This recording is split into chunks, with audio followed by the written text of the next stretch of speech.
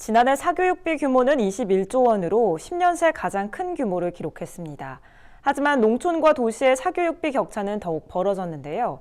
농촌의 열악한 교육 인프라로 사교육을 받고 싶어도 받지 못하는 경우가 허다한 겁니다. 강창호 기자입니다.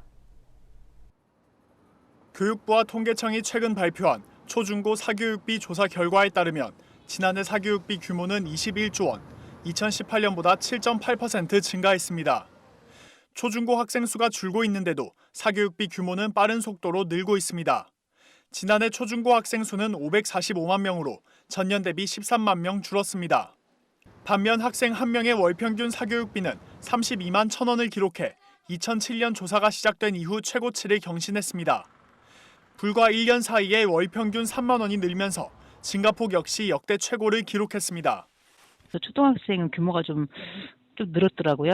그 학생 수가 좀 대폭 늘었는데 이제 또 사교육 참여율이 대체로 늘었어요. 그런 부분들이 조금 이게 다양하게 가미가 돼서 아무래도 올해 사교육비가 좀 높게 나오지 않았나 싶습니다.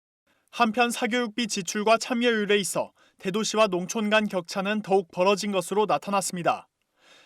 권역별 1인당 월 평균 사교육비 조사 결과 서울은 45만 1,000원, 광역시는 31만 원을 기록한 데 비해 읍면 지역은 20만 3천 원에 불과한 것으로 드러났습니다.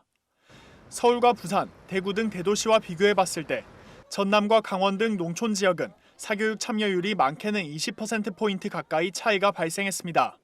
특히 전남은 전국 시도 중 유일하게 사교육 참여율과 1인당 사교육비가 전년 대비 더 낮아진 것으로 조사됐습니다. 전남의 2019년 사교육 참여율은 60.9%로 2018년 61.5%에 비해 낮아진 것으로 드러났습니다. 또 2019년 1인당 사교육비는 2018년 19만 원보다 줄어든 18만 1,000원을 기록했습니다. 서울의 절반 수준에도 못 미치는 겁니다. 전문가들은 교육 등 인프라가 턱없이 부족한 전남의 농촌 지역에서 학생들이 계속 이탈하며 학원까지 사라지는 악순환이 반복되며 발생한 일이라고 설명합니다. 학생도 골로 전학을 많이 하고 또 거주지도 옮기기도 하고 그러다 보니까 이제 농촌이나 어촌 배경으로 있는 면 단위 학생 수가 급감을 하고 있어요. 학원이 그래도 운영됐던 게 지금은 거의 다 이제 옮겨버렸다고 봐야죠. 학원을 다니고 싶어도 다닐 곳이 없다고 호소하는 농촌 지역 주민들.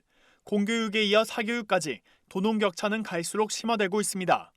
MBS 뉴스 강창호입니다.